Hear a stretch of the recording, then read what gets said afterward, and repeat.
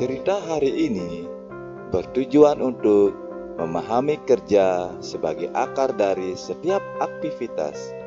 Berjudul Si Gesit, Gergaji, dan Palu.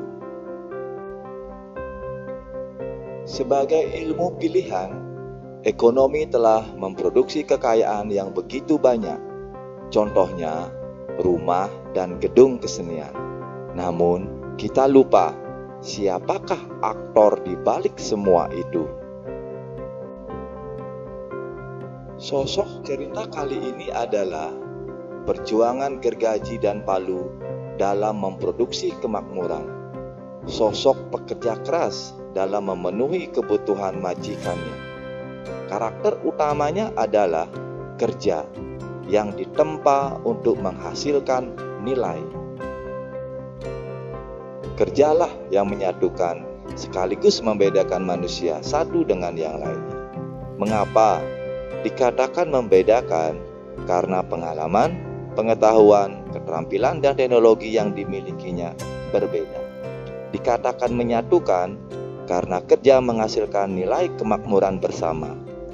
Namun, besaran nilainya berbeda. Jadi, kerja adalah bentuk distribusi pendapatan berkeadilan.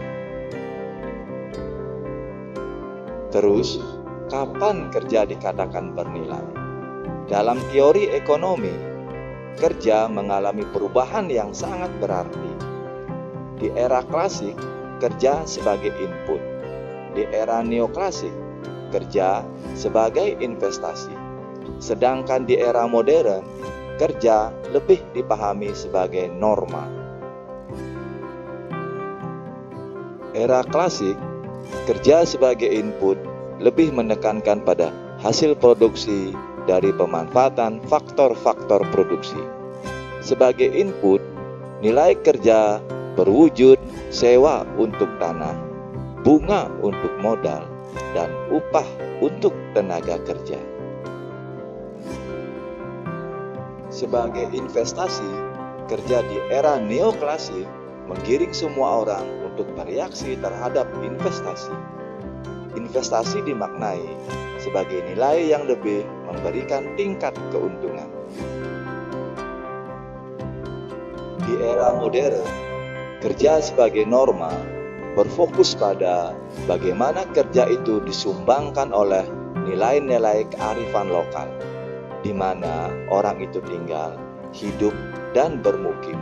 Singkatnya, kerja dibangun pada kemampuan diri sendiri. Hal ini terjadi karena teknologi telah memberikan kemudahan untuk mengakses pengetahuan secara bebas.